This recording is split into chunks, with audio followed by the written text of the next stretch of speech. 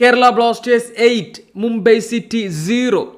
Durand കപ്പില് ഇങ്ങനെ ഒരു റിസൾട്ട് കണ്ടപ്പോൾ ഞാൻ വിചാരിച്ചു ഇതെന്ത് മാങ്ങ. പിന്നെ ഞാൻ ജസ്റ്റ് ഒന്ന് സ്റ്റാർട്ടിങ് ലൈനപ്സ് ഒക്കെ ഒന്ന് നോക്കി.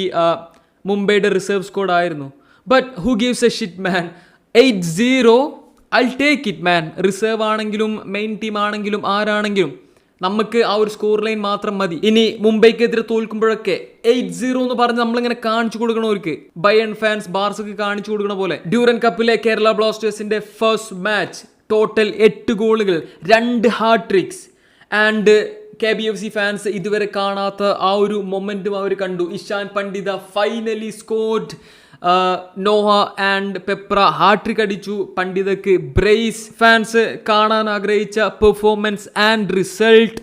But guys calm down. Okay, നിങ്ങൾ എൻജോയ് ചെയ്തോ, അതിനൊന്നും ഒരു കുഴപ്പമില്ല. ബട്ട് നമ്മൾ റിയലിസ്റ്റിക് ആയിട്ട് ചിന്തിക്കുമ്പോൾ ഡ്യൂറൻ കപ്പ് പ്രീ സീസൺ ഒരു ബന്ധം ഉണ്ടാവില്ല കേട്ടോ നമ്മുടെ ആക്ച്വൽ സീസൺ തുടങ്ങിക്കഴിഞ്ഞാൽ. എക്സ്പെഷ്യലി ഡ്യൂറൻ കപ്പിലൊക്കെ കൂടുതൽ ക്ലബ്സും നോർമലി കേരള ബ്ലാസ്റ്റേഴ്സും ഡ്യൂറൻ കപ്പിനും മറ്റു സൂപ്പർ കപ്പിനും ഒന്നും ഒരു വില കൊടുക്കാറില്ല എന്നുള്ളതാണ് സത്യം. ഇത്തവണ എന്ത് പറ്റിയെന്നൊന്നും എനിക്കറിയില്ല. നമ്മൾ മുംബൈനെ കണ്ടു, അവർ റിസർവ് സ്ക്വാഡിനെയാണ് ഇറക്കിയത്. അവരുടെ ISL സ്ക്വാഡിലെ ഇന്ത്യൻ പ്ലേയേഴ്സിനെ വരെ ഇറക്കണില്ല. ബേസിക്കലി ഈ റിസൾട്ട്സും ISL സീസണിലെ റിസൾട്ട്സും തമ്മിലൊന്നും ഒരു ബന്ധം ഉണ്ടാവൂല. കുറെ പേജസിലൊക്കെ ഞാൻ കണ്ടു കേരള ബ്ലാസ്റ്റേഴ്സിന്റെ ഭാഗത്തുനിന്ന് സ്റ്റേറ്റ്മെന്റ് വിൻ, മുംബൈക്കെതിരെയുള്ള ഡയലോഗ് അടി ഞാൻ കാണുന്നുണ്ട്.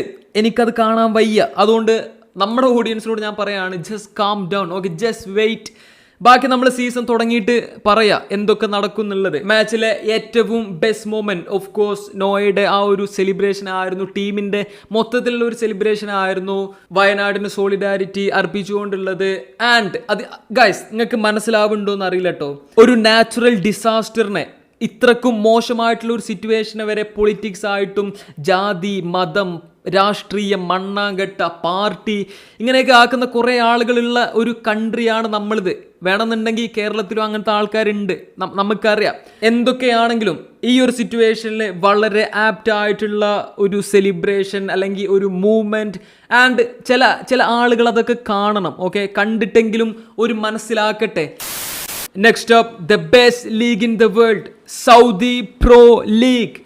പ്രത്യേകിച്ചൊന്നും പറയാനില്ല. Al Nassr is cooked. പുതിയ സീസണിലെ അവരുടെ ഫസ്റ്റ് മാച്ചിന് മുന്നേ ഇനി ആകെ 20 ദിവസമാണുള്ളത്. ഇപ്പോഴും ഒരു ആക്ച്വൽ റൂമർ പോലും അൽ നാസറിന്റെ ഭാഗത്തു നിന്ന് വരുന്നില്ല ബിക്കോസ് ഓഫ് ഫൈനാൻഷ്യൽ ഇഷ്യൂസ്. ഇനി റൂമർ വന്നാൽ പോലും അവരെ കൊണ്ട് താങ്ങൂല. അൽ നാസർ ന്യൂ പ്ലേയേഴ്സിനെ വെറുതെ സൈൻ ചെയ്യില്ല എന്നും ടീമിന് എന്താ പറയുക യൂസ്ഫുൾ ആകുന്ന അല്ലെങ്കിൽ ടീമിലേക്ക് ഒരു ന്യൂ ആക്ച്വൽ അഡീഷൻ ആവുന്ന എക്സ്പെക്ട് ചെയ്യുന്ന തരത്തിലുള്ള പ്ലേയേഴ്സിനെ മാത്രമേ സൈൻ ചെയ്യുള്ളൂ. അതിന് ഇച്ചിരി ടൈം എടുക്കും. ഫാൻസ് ഒന്ന് എന്താ പറയുക ക്ഷമയോടെ വെയിറ്റ് ചെയ്യാന്നൊക്കെ അൽ നാസർ പ്രസിഡന്റ് പറയുന്നുണ്ട്. ഇവിടെയുള്ള ഒരു പ്രശ്നം, അൽ നാസറിനെ കറന്റ്ലി അവരുടെ കയ്യിലുള്ള ഫോറിൻ പ്ലേയേഴ്സിന്റെ കാര്യത്തിൽ, എക്സ്പെഷ്യലി ആകെയുള്ള അവരുടെ ഗുഡ് സെൻട്രൽ ഡിഫൻഡർ ഐമറിക് ലപ്പോർട്ടിന്റെ കാര്യത്തിൽ വരെ ഒരു കൺഫർമേഷൻ കിട്ടിയിട്ടില്ല. ആളുടെ കോൺട്രാക്റ്റിന്റെ കാര്യത്തിൽ ആള് ക്ലബ്ബ് വിടണമെന്ന് പറയാണ്, യൂറോപ്പിലേക്ക് തന്നെ തിരിച്ചു പോകണമെന്ന് പറയുന്നുണ്ട്. ബട്ട് ക്ലബ്ബ് വിടണില്ല. Guys, it's a mess.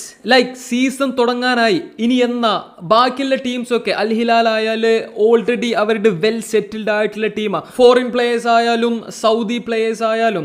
But അൽ നാസറിന്റെ കാര്യത്തിൽ ഫോറിൻ പ്ലേയേഴ്സ് മിന്നി കത്തിക്കൊണ്ടിരിക്കുകയാണ്. ആരും അത്ര കൺസിസ്റ്റന്റ് ആയിട്ട് കളിക്കണില്ല. മിഡ്ഫീൽഡിൽ പ്ലേയേഴ്സിന്റെ കുറവുണ്ട്. ഡിഫൻസ് പിന്നെ പറയണ്ട. ആൻഡ് അവർക്ക് നല്ല സൗദി പ്ലേയേഴ്സ് ആയി മാത്രമൊന്നുമില്ല.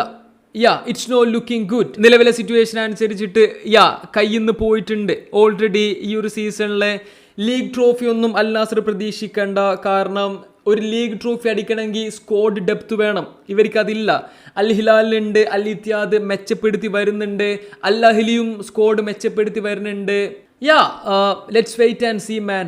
CR7 സ്ക്വാഡിനോടൊപ്പം ജോയിൻ ചെയ്യാൻ പോവാണ്. ആൾ ഓൾറെഡി എത്തിയിട്ടുണ്ട് എന്നൊക്കെ പറയുന്നു. ഈ ടീമിനെ വെച്ച് സ്റ്റാറ്റ് പാഡ് ചെയ്യാൻ പോലും പറ്റൂല. അതാണ് പ്രശ്നം. ആൾ ഇത്തവണയും കുറെ കാര്യം. നിങ്ങളുടെ ഒപ്പീനിയനും കാര്യങ്ങളൊക്കെ കമന്റ് ചെയ്യുക. Wish like and subscribe. Thanks for watching.